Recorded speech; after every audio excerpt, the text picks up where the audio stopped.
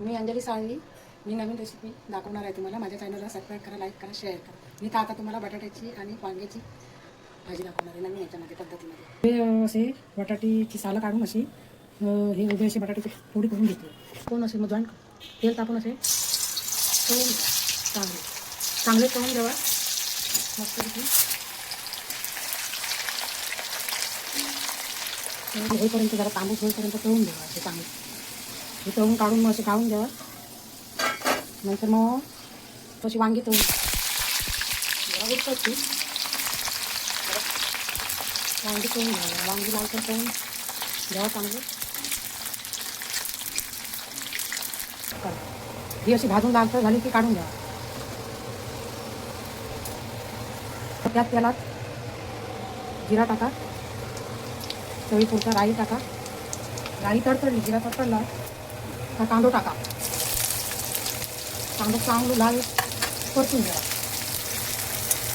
कांदो लालसर झालं जरा अद्रक लसूणची पेस्ट टाका आणि चांगली जरा परतून घ्या. अद्रक लसूणची पेस्ट परतून झाली की नाही त्या जरा खोबरा असताना वडा खोबरा हा टाका. वडा खोबरा हा जरा असा परतून घ्या.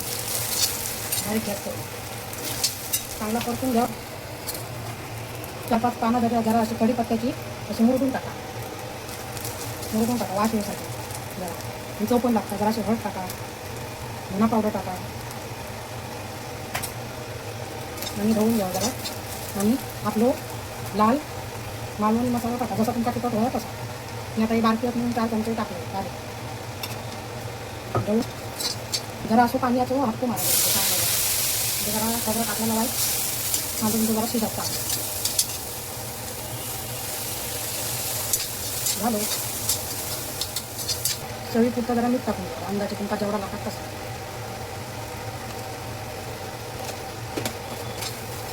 आणि जरा ढवळा आणि नंतर बटाटे टाका. बटाटे टाकून ढवळून झाली चांगली.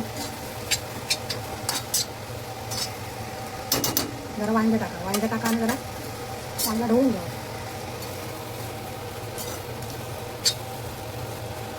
अशी सुकी सुकी होते.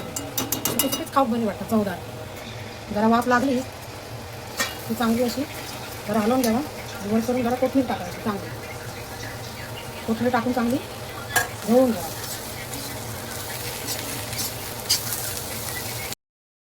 ही वांग्या बटाट्याची ओल्या खोबऱ्याची सुकी भाजी आवडली असेल तर नवीन नवीन रेसिपी बघण्यासाठी चॅनलला सबस्क्राईब करा.